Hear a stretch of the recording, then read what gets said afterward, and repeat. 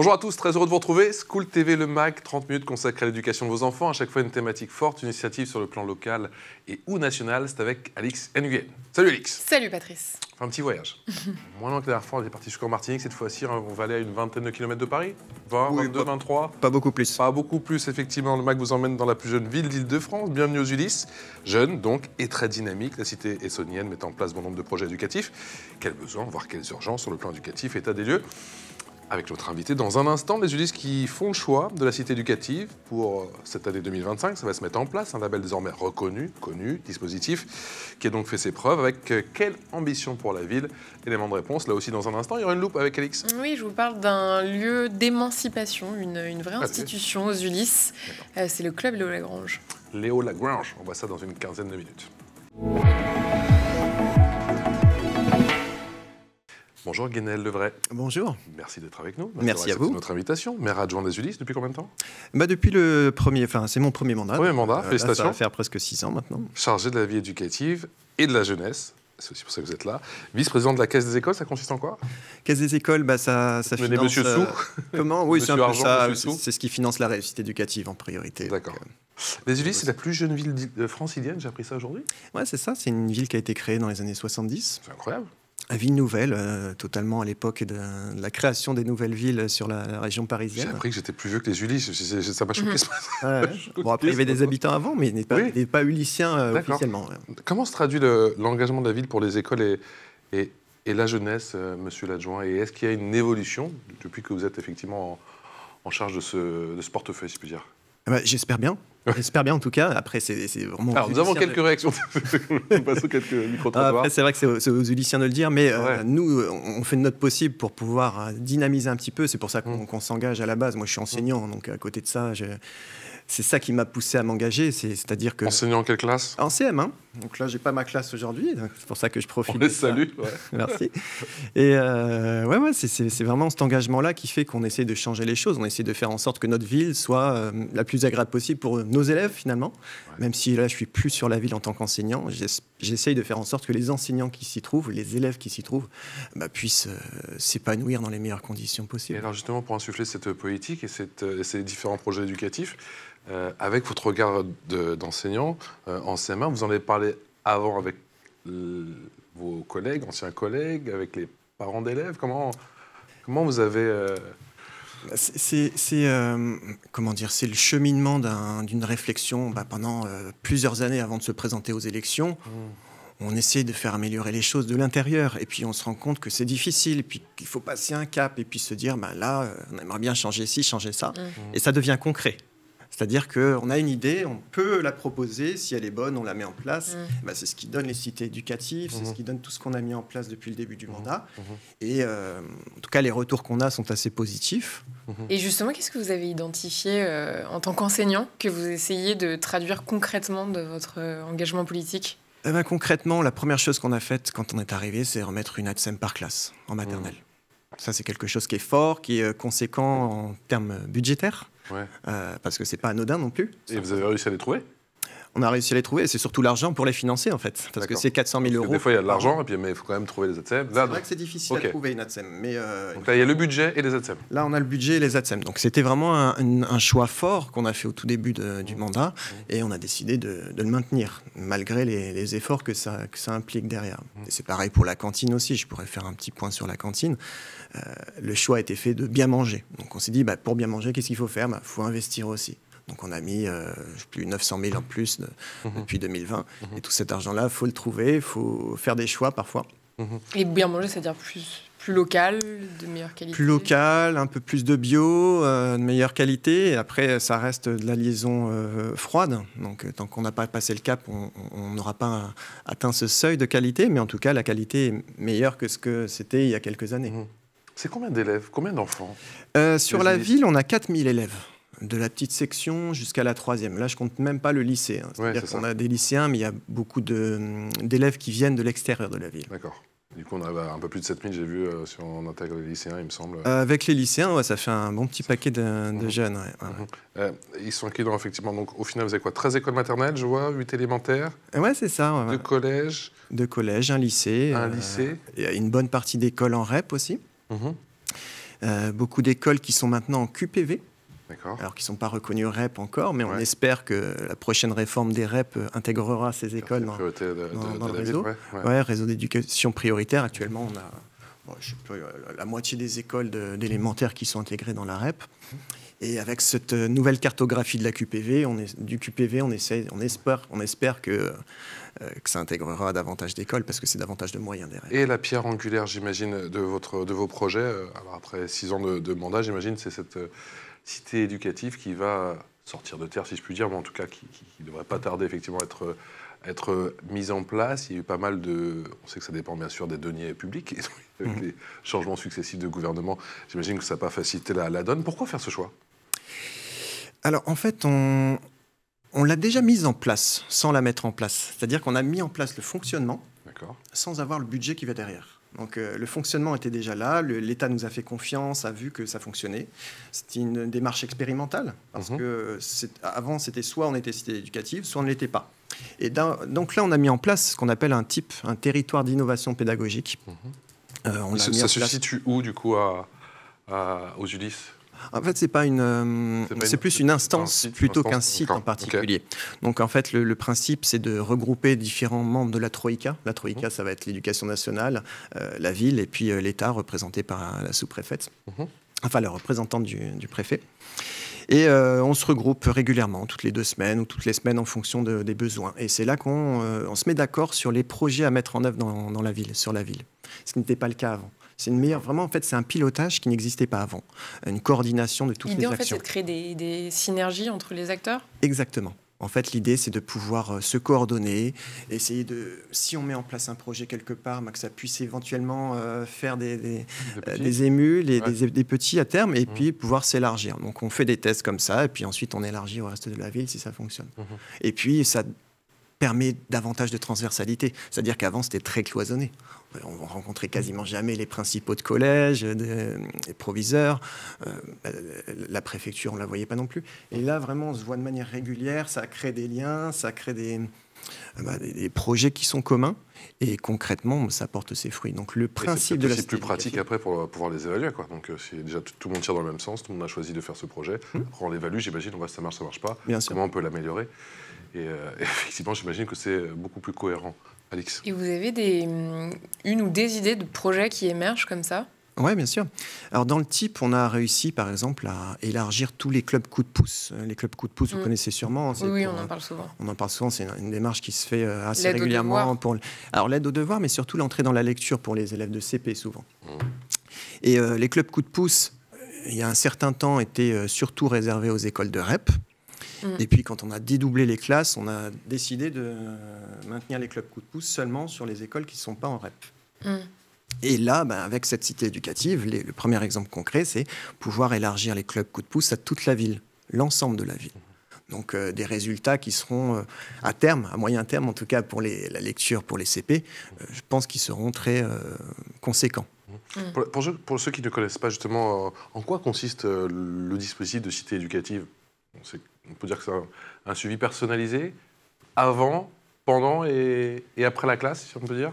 C'est surtout un pilotage, je dirais, de toutes les actions à mettre en œuvre de 0 à 25 ans. C'est-à-dire que ça, c'est ça, en fait. Ça comprend toute la vie de l'enfant, de son plus jeune âge à son entrée dans la vie active. Donc, ça va toucher les enfants qui se trouvent à la crèche, en maternelle, mais aussi pendant le périscolaire, l'extrascolaire, toutes ces actions-là, en fait, ça nous permet de les coordonner, mieux les piloter finalement. Et derrière, il y a des fonds qui sont supplémentaires, des moyens qui sont alloués, qui sont assez conséquents. Et est-ce que ça veut dire mieux ou plus impliquer les parents aussi ? Bien sûr, les parents font partie des axes. On a plusieurs axes de travail pour la cité éducative, qui rejoignent un petit peu ceux du PEDT, projet éducatif de territoire. Et la parentalité fait partie de ces axes. Que vous avez du coup ? Bien sûr, toutes les villes sont censées avoir un PEDT, c'est-à-dire c'est un petit peu une feuille de route qui les oriente sur les 4 ou 5 années à venir. Parce que je sais que des fois on tarde à le renouveler, donc c'est vrai que le projet... Je sais peut-être pas votre cas, je ne l'ai pas regardé. C'est notre cas, je ne le cache pas. Zut. On a pris 6 mois dans les pattes, mais c'était pour le coordonner avec la CTG, la Convention territoriale globale. Donc ça, c'est ce qui nous guide un petit peu, et la parentalité en fait partie. Et notamment dans les exemples d'action, on a des cafés des parents, des choses comme ça qui impliquent directement les parents.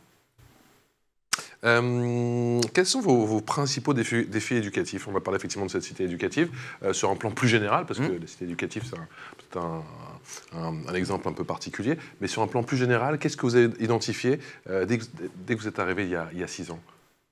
Je pense que ce qui est commun à beaucoup de villes comme la nôtre, c'est l'échec scolaire. Et on met ça au cœur de nos priorités, c'est-à-dire améliorer la scolarité des enfants, améliorer leurs résultats. Qu'est-ce qu'on fait pour y parvenir? On regarde tous les facteurs qui entrent en jeu. Le bien manger, le bien dormir, le bien travailler. Et donc tout ça, on essaie de mettre des mots devant, de mettre des actions devant. Et à la fin, ça donne tout ce qu'on peut mettre en place. Et ça commence, j'imagine, par l'environnement scolaire. C'est pas un secret, effectivement, tous les élus qu'on reçoit avec Alix nous parlent effectivement de la rénovation, notamment du bâti. Ça reste une des priorités aujourd'hui? Oui, largement. Financièrement, en tout cas, ça l'est. Même pour une ville jeune comme la vôtre, du coup? Surtout pour une ville jeune. Surtout pour une ville jeune comme la vôtre? Surtout comme une ville jeune, parce que nos bâtiments, finalement, même si la ville est jeune, elle a quand même date de 70. Donc depuis 70. Et puis vous êtes pile poil dedans, ouais. Là, on a tout un tas de bâtiments qui ont été créés en même temps, et c'est ça la petite particularité. Et par rapport à une ville plus ancienne, on va avoir un échelonnage plus long. Sur une ville comme les Ulysses, tous les bâtiments vont vieillir au même moment. Et on est en plein dedans. Là, je pense qu'on a 10 ans de retard par rapport à ça. D'accord. On commence à s'en rendre compte, on commence à prendre les choses en main, et ça nécessite un plan d'investissement pluriannuel sur 10 ans à peu près. Et bon, ça va sûrement s'étaler sur un petit peu plus longtemps. Donc pas de rénovation en cours pour le moment? Si, on a déjà commencé. Si. On a commencé ce plan pluriannuel d'investissement. Ça nous représente à peu près 6 millions par an. Donc la moitié de notre budget investissement. Il faut savoir que la ville, c'est 62 millions de budget. Sur ces 62, on a 12 millions d'investissements. Et sur ces 12 millions, on a la moitié qui vont être alloués aux écoles. Donc on a déjà commencé, par faire des extensions sur des écoles qui étaient nécessaires. Et là, le premier chantier est vraiment global. Parce que la ville grandit en plus. J'ai l'impression qu'il y a de plus en plus de... C'est ça. Il y a plus de jeunes chez vous. Et c'est surtout en fait dû au dédoublement des classes. Ah, d'accord. Comme on était en REP, quand on a dédoublé les classes, on avait besoin de plus d'espace. Et donc, qui dit plus d'espace, dit extension d'école. Donc ça, c'est ce qu'on a fait en priorité. Et ça nous a servi un petit peu de maquette pour les prochaines écoles qu'on va rénover. Et donc, en parallèle à ça, on a la rénovation des écoles, mais aussi on a la végétalisation des cours. Parce que dans les bâtiments qui datent des années 70, quand arrive le mois de juin ou le mois de septembre aussi, on a des enfants qui travaillent avec 35-36 degrés à l'intérieur. C'est pas vivable. Et donc, ces végétalisations, elles nous permettent aussi de faire baisser la température. Et est-ce que vous concertez le corps enseignant, les élèves, pour repenser l'intérieur des bâtis, la disposition des classes, par exemple? Je prends l'exemple tout simple. Par exemple, pour le sol, on va concerter les agents d'entretien. Pour l'utilisation du matériel qu'on va installer, on va concerter les enseignants pour voir si les ENI qu'on leur installe, les écrans interactifs qu'on leur installe, sont de qualité ou pas. Est-ce que, je sais pas, la disposition des salles, les branchements informatiques, tout ça, ça fait partie des retours qu'on a du terrain. Donc si on ne tient pas compte des retours du terrain, finalement, on passe à côté de beaucoup de choses et puis on peut se tromper, mettre de l'argent, finalement, dépenser de l'argent inutilement. Donc rénovation du bâti, effectivement, il y a aussi bien sûr tout ce qui est végétalisation des cours, notamment toutes ces cours oasis, la participation aussi parfois des professeurs, des agents d'entretien et des élèves. Qu'est-ce qu'on peut faire encore autrement pour améliorer cet environnement scolaire qui est si important, parce que bien sûr on va après basculer sur les thématiques de sécurité et d'harcèlement scolaire, bien sûr, pour le bien-être à l'école? Alors, pour le harcèlement, ça fait partie des enjeux de la cité éducative. D'un côté, on a l'éducation nationale qui a fait un gros travail là-dessus. C'est vrai qu'ils ont pris les choses en main assez tôt. Ils étaient forcés en même temps. C'est une approche plus globale qu'ils ont. Nous, on a une approche plus individualisée. C'est-à-dire que, par exemple, on a des dispositifs de prise en charge des enfants qui sont primo-exclus. Ça s'appelle Parenthèse dans notre ville. Et puis, pendant une semaine, on va prendre des enfants qui sont exclus pour diverses raisons, parfois à cause du harcèlement. Et pendant une semaine... Des harceleurs. Plutôt des harceleurs, effectivement. Dans ce cas-là, dans ce cas bien précis du dispositif parenthèse, on va s'occuper plus des harceleurs ou plus des personnes qui posent des problèmes en général. Mais souvent, c'est dû à du harcèlement. Et pendant une semaine, on ne va pas les laisser dans la nature finalement. On va pouvoir les accompagner, on va pouvoir travailler avec eux sur leurs compétences psychosociales, sur leur capacité d'empathie. Parce que principalement, c'est ça. Hein, parce qu'un enfant qui va harceler, s'il n'a pas compris la notion d'empathie, il va pouvoir avoir tendance à recommencer. Donc, en s'y prenant vraiment sur la racine du mal, on peut travailler là-dessus. Et ça se fait avec un psychologue? Alors, on a différents intervenants. On a des éducateurs spécialisés qui sont là. On a la PISE aussi, qui est la prévention spécialisée qui est revenue sur la ville il y a quelques temps, depuis qu'on est là, justement. Tous ces acteurs qui orbitent autour des enfants en difficulté soit scolaires, soit comportementales, tous ces acteurs, on essaie de les mettre, de les coordonner pour qu'ils puissent faire en sorte d'être le plus efficace possible. J'ai vu que vous avez un partenariat avec l'UNICEF. Ouais. Puisque vous êtes les Ulysses, je ne sais pas si vous... sur téléspectateurs, si vous le saviez, mais les Ulysses est une ville amie des enfants. Donc partenariat avec l'UNICEF qui se concrétise comment? Alors le partenariat avec l'UNICEF, c'est surtout une reconnaissance de tout ce qui est mis en place. D'accord. Il ne va pas y avoir l'UNICEF qui va arriver avec un catalogue d'actions. Ça va plus être l'inverse, c'est-à-dire qu'ils voient toutes les actions qu'on met en place et ils reconnaissent toute cette politique qui est existante pour la valoriser finalement. C'est un petit peu ça la démarche de l'UNICEF. Il n'y a pas un cahier des charges qu'on doit respecter finalement? Si. C'est le catalogue d'actions que nous mettons en place sur la ville, qui correspond à celui de l'UNICEF. Et une fois qu'on a les deux qui matchent, on a une reconnaissance du label UNICEF, Ville Amie des Enfants. Et quels sont ces axes justement sur lesquels vous insistez pour? C'est un petit peu les mêmes qu'on retrouve sur le PEDT, sur Cité éducative, c'est souvent les mêmes. Scolarisation, enfin, améliorer la scolarité, parentalité, tout ça. Alix. Lutter contre les inégalités scolaires, ça passe aussi par l'offre culturelle d'une ville. Qu'est-ce que vous proposez de différent aux Ulysses? Or, de différents, je ne sais pas, parce qu'on a beaucoup de villes, je pense aux villes aux alentours, qui travaillent aussi sur la culture. Donc, je ne sais pas si on est exceptionnel par rapport à ça, s'il y a quelque chose qui nous détache des autres villes. En tout cas, un projet phare qui vous tient à cœur? On essaye de faire en sorte que chaque année, on a tous les enfants qui vont au cinéma, mais ça c'est quelque chose qui est assez récurrent. Mais on essaie de faire en sorte, en plus, de leur offrir des spectacles. C'est surtout le vivant qui est important pour les enfants, qui ont souvent accès beaucoup aux écrans et très peu au vivant. Et l'accès au vivant, ça passe aussi par aller rencontrer les acteurs, faire du hors-scène, c'est-à-dire faire venir les compagnies en dehors des spectacles. Et ça, c'est quelque chose qu'on permet. On a un dispositif qui s'appelle un atout par école. Et c'est quelque chose qu'on a mis en place en arrivant aussi, qui permet d'accompagner des écoles qui voudraient mettre en place un projet spécifique. Ça peut être le numérique, ça peut être dans le sport, ça peut être l'écologie.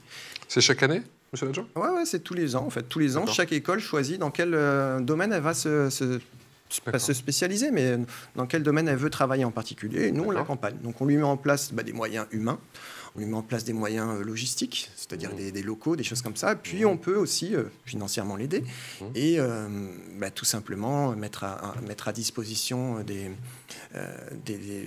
partenaires. Parce qu'on fait le lien entre les écoles et puis les partenaires qui peuvent exister. Et ça peut être quoi comme projet, par exemple? Concrètement, comme on parlait de culture, l'an dernier, pour une école, je pense à une école en particulier, qui avait décidé de faire une pièce de théâtre. On lui a mis à disposition un LCR, on lui a offert un spectacle, on lui a permis de faire sa représentation dans une grande salle de spectacle qui est Boris Vian sur la ville. On a 500 places, donc c'est pas anodin. C'est conséquent, et puis, ça va être tout un tas de travaux autour comme ça. C'est l'heure de la loupe, et la loupe, c'est avec Alix. Et aux Ulysses, il existe un lieu où les enfants, les parents, les jeunes et les aînés se croisent, apprennent et partagent. Oui, un lieu, je le disais en introduction, d'émancipation citoyenne. Au cœur du quartier, il s'agit du club Léo Lagrange. C'est une association née en 1982. Cet endroit incarne un certain esprit de l'éducation populaire, celui d'un engagement concret, ancré dans la ville. Le club est un espace laïque et ouvert où l'on cultive l'entraide et le vivre ensemble. Ce sont d'ailleurs d'ailleurs les valeurs fondatrices du mouvement Léo Lagrange, républicain et indépendant. On y trouve de l'aide aux devoirs pour les élèves du CP à la terminale, des ateliers culturels, des activités sportives comme l'escalade, mais aussi des cours de français pour les adultes, des sorties familiales, des séjours jeunesse, bref, une palette d'initiatives qui s'adresse à tous les âges et à tous les publics. On écoute Oumou Niang, directrice du club Léo Lagrange des Ulysses. Parmi toutes les activités du club, celle où il y a le plus d'Ulyssiens serait l'accompagnement à la scolarité. On accompagne des enfants du CP à la terminale. Donc on propose à la fois des cours individuels et des cours collectifs et on aide justement les enfants dans les difficultés qu'ils peuvent rencontrer à l'école, dans l'apprentissage des leçons, etc. Marie-Ange, elle connaît toutes les réponses. Comme matière difficile, c'est la géométrie et le français, parce que j'ai des difficultés sur ça. Ce que je préfère aussi au club de Lagrange, c'est de jouer et les maths. Alors moi, ce que je fais au club Léo Lagrange, du coup, c'est principalement des cours d'alphabétisation. Je vois où la personne en est au niveau du français et j'essaye de la faire progresser en fait à ce niveau-là. J'ai pas eu de formation spécifique, j'utilise les outils qui sont au club Léo Lagrange. J'ai des personnes qui m'ont aidé aussi un petit peu, qui m'ont donné des conseils. Moi, ce que ça m'apporte personnellement, le bénévolat, c'est du plaisir en fait, ça me fait sourire. Ça me redonne le sourire de pouvoir voir les personnes évoluer. Ouais, j'aime bien ça. On comprend, le club joue un véritable rôle de lien social. Il participe notamment à des dispositifs comme Ville Vie Vacances qui permettent aux jeunes de profiter de temps de loisirs encadrés pendant les congés. Gwenaëlle Levray, j'ai le sentiment qu'il y a un tissu associatif fort aux Ulysses. Ils ont un rôle déterminant, notamment dans les trajectoires des jeunes. Oui, tout à fait. Ouais. On a plusieurs associations comme ça d'éducation populaire et Léo Lagrange en fait partie. C'est vraiment un pilier sur lequel on peut s'appuyer parce qu'on ne peut pas tout faire tout seul quand on est une municipalité. C'est faux de dire ça. Il y en a certains qui pensent, mais en réalité, quand on mise tout sur soi-même, c'est pas comme ça qu'on éduque un enfant. Pour éduquer un enfant, il faut tout un village, comme on dit. Oui. Et le club Léo Lagrange, c'est vraiment une institution sur la ville. Quand vous y allez, tout le monde connaît Léo Lagrange. Je pourrais parler de La Vague aussi, une autre association qui est un petit peu du même acabit, mais Léo Lagrange, sur le côté scolaire, aide aux devoirs, est vraiment très implanté sur la ville. Ça nous permet de pouvoir pas nous décharger sur elle, parce qu'on travaille beaucoup sur l'aide aux devoirs. C'est complémentaire. Mais pouvoir compléter ce que l'on fait, notre action, et apporter une offre supplémentaire à ce que l'on peut. Est-ce que c'est aussi ça le rôle de la cité éducative, c'est donner plus d'ampleur à ce genre de projet, d'association ? Tout à fait, ouais. Toute association qui veut participer à un appel à projet autour des priorités de la cité éducative est la bienvenue. Et Léo Lagrange est déjà positionné là-dessus, La Vague s'est déjà positionnée là-dessus. Toutes les associations qui travaillent autour de la réussite scolaire sont les bienvenues et on essaye de les encourager un maximum. C'est pour ça que d'ailleurs on les finance, je crois, à hauteur de presque 60 000 € par an, mais c'est pas ça qui fait tout leur budget. Je crois qu'ils ont des aides, des subventions de l'État, de la région, etc. Mais en tout cas, c'est un marqueur fort de la part de la ville des Ulysses de pouvoir soutenir ce type d'association. Dans quelle mesure le sport, la pratique sportive occupe une place de premier plan aux Ulysses ? Vous avez quelques footballeurs illustres, bon. C'est ça, je pourrais faire la liste. On a Thierry Henry, on a Patrice Evra, vous en avez un paquet. Là, c'est juste pour les footballeurs, mais ils viennent des Ulysses. Tout cela vient des Ulysses. On a 4000 adhérents sportifs sur la ville. 4000 sur une ville de 25 000. Et le foot, toujours numéro 1 des ambassadeurs foot, on a, je crois que c'est 500 ou 600 adhérents, donc on a un gros club, c'est vraiment conséquent. Sur une ville moyenne comme la nôtre, en tout cas, ça fait partie ça prend une part importante de la ville. Et d'ailleurs, je pense au COU. Le COU, c'est le club omnisport des Ulysses. C'est vraiment positionné là-dessus. En tant que club sportif, a investi aussi sur la scolarité. C'est-à-dire que le COU propose aussi des séances d'aide aux devoirs, de remédiation scolaire, etc. En plus de ces activités sportives. Donc ça, c'est vraiment propre aux Ulysses pour le coup, parce que j'ai pas connaissance de beaucoup de villes qui fonctionnent comme ça, beaucoup d'associations qui fonctionnent comme ça. Et là encore, c'est complémentaire par rapport à ce qu'on fait, par rapport à ce que fait Léo Lagrange, par rapport à ce que fait La Vague, etc. Le sport, ça peut être un levier pour lutter contre le décrochage scolaire ? Ah, c'est même pas que ça peut. Enfin, moi, j'en suis convaincu, ça l'est. Parce que on l'observe au quotidien, tous les éducateurs sportifs jouent un rôle finalement éducatif, puisque c'est le fondement de leur métier finalement. Et donc ça ne s'arrête pas à juste apprendre à jouer au foot ou apprendre à faire un sport, n'importe lequel. Derrière, il y a vraiment une dimension éducative qui est présente. Et là, je pense au club de foot parce que vous y faisiez référence. Dernièrement, ils ont fait toute une campagne de sensibilisation pour que les parents puissent venir chercher leurs enfants au club, vous voyez, pour pas les laisser partir le soir. Donc ça fait partie de l'éducation aussi. Rien qui obligerait un club de foot à travailler là-dessus. Il n'y a rien qui obligerait un COU à travailler sur les devoirs, et pourtant ils le font, parce qu'ils ont compris le rôle éducatif qu'ils ont. Est-ce que vous arrivez à, vous à votre échelle bien sûr, vous êtes en charge à la ville des écoles, mais est-ce que vous arrivez à renforcer les passerelles entre, parce que vous avez beaucoup d'établissements, les écoles, les collèges et les lycées, même si ce n'est pas forcément votre rôle? C'est vrai que notre rôle s'arrête normalement à gérer les écoles, mais les besoins ne s'arrêtent pas après le CM2. Et donc, on a beaucoup parlé de la cité éducative, mais le cœur de la cité éducative, c'est faire ce lien justement entre le premier degré, second degré, et pouvoir regrouper autour d'une table régulièrement les principaux, les directeurs, l'inspection de l'éducation nationale, et puis la municipalité. Donc oui, c'est un moyen qu'on a trouvé, et je pense que c'est le moyen principal qu'on a trouvé pour faire le lien et pas arrêter nos actions après le CM2. La cité éducative, on a compris, c'est une priorité. Elle va se mettre, en tout cas, encore plus, un peu plus physiquement en place pendant les prochains mois, dans la continuité des types. Quelle est la prochaine priorité de la ville concernant la jeunesse? Alors, la jeunesse, la grosse difficulté qu'on rencontre pour les jeunes des Ulysses, ça va être au niveau de l'insertion, notamment. Je pense à toutes les périodes, par exemple, de stage, parce qu'on est en plein dedans, là, souvent les stages de 3e, de seconde.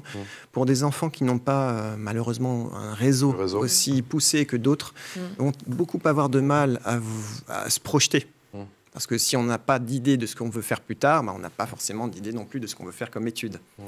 Et on sait que ça, c'est vraiment un levier important. Trouver des stages. 20 km qui séparent de Paris, ils semblent très loin, du coup, là. Ah oui, largement. On a très peu de jeunes Ulyssiens qui se déplacent sur Paris pour faire un stage. On a de plus en plus d'offres, parce qu'on essaie de créer des liens justement avec des entreprises, mais même au-delà de Paris, ça pourrait être juste la sortie. On a une grande zone industrielle, une zone d'activité à Courtabœuf, juste à la sortie de la ville. Je crois qu'il y a 15 000 emplois. 15 000 emplois, des milliers d'entreprises. Et pourtant, on a très peu d'offres qui nous permettent de Comment pouvoir... vous faites alors pour créer ces synergies et permettre à ces jeunes de faire des stages? Eh ben, c'est de l'huile de coude. C'est, par exemple, je pense à l'Info Jeune qui travaille beaucoup là-dessus. On a les établissements eux-mêmes qui vont se dépatouiller pour essayer d'aller prendre des contacts par-ci, par-là. Mais c'est vraiment la croix et la bannière pour pouvoir faire trouver des stages à nos jeunes. L'idée, c'est peut-être que justement toutes ces personnes qui travaillent en entreprise, d'arriver à les faire venir, qui viennent faire des interventions, pourquoi pas en classe, pour présenter leur métier, peut-être et peut-être créer du lien.